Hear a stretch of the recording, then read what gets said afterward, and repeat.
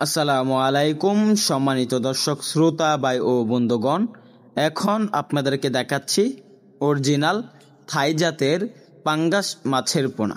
যারা বর্তমান সময়ে মাছের খামার করতে চান তারা এরকম ভালো সাইজের ভালো মানের থাই জাতের পাঙ্গাস মাছের পোনা ক্রয় করতে পারবেন।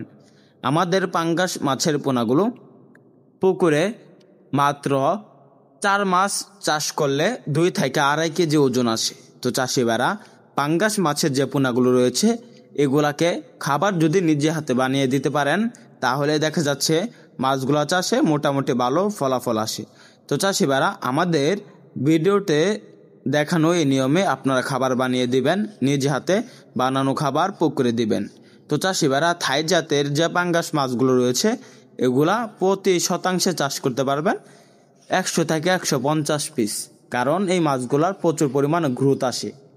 আর অবশ্যই এরকম বড় সাইজের মাছের পোনা ক্রয় করবেন, কেননা এরকম বড় সাইজের মাছের পোনা ক্রয় করলে দেখা যাচ্ছে পুকুরে মাছগুলো মারা যায় না বা নষ্ট হয় না। এই মাছগুলো যতগুলা পোনা ছাড়বেন অতগুলা পোনা পুকুরে টিকবে। তো চাষিবারা এই মাছগুলোকে কি খাবার দিবেন যদি নিজে হাতে খাবার না বানান?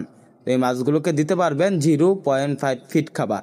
তো চাষিবারা আমাদের যে মাছগুলো রয়েছে এই মাছগুলো আপনারা মিশ্রভাবে চাষ করতে পারবেন। মিশ্রভাবে চাষে দেখা যাচ্ছে সাথে চাষ করতে পারবেন আমাদের উন্নত মানের যে দেশি শিং মাছের পোনাগুলো রয়েছে এইগুলা চাষ করতে পারবেন। তো চাষিবারা আমাদের এখান থেকে মাছের পোনা ক্রয় করুন, মাছ চাষের সকল আকার তথ্য পরামর্শ জানুন। তো চাষিবারা মিশ্রভাবে চাষ করলে কি হয়? মিশ্রভাবে মাছগুলো চাষ করলে দেখা যাচ্ছে এই মাছগুলোকে আপনার অন্য কোনো খাবার দিতে হবে না। শিং মাছগুলো বিনা খরচে বড় হয়ে উঠবে থাই পাঙ্গাস মাছের সাথে মিশ্রভাবে চাষ করলে। তো চাষিবারা মাছের পোনা ক্রয় করার পাশাপাশি বিভিন্ন তথ্য পরামর্শ আমাদের এখান থেকে জানুন। ভিডিওটি ভালো লাগলে আমাদের চ্যানেলটি সাবস্ক্রাইব করুন। ধন্যবাদ।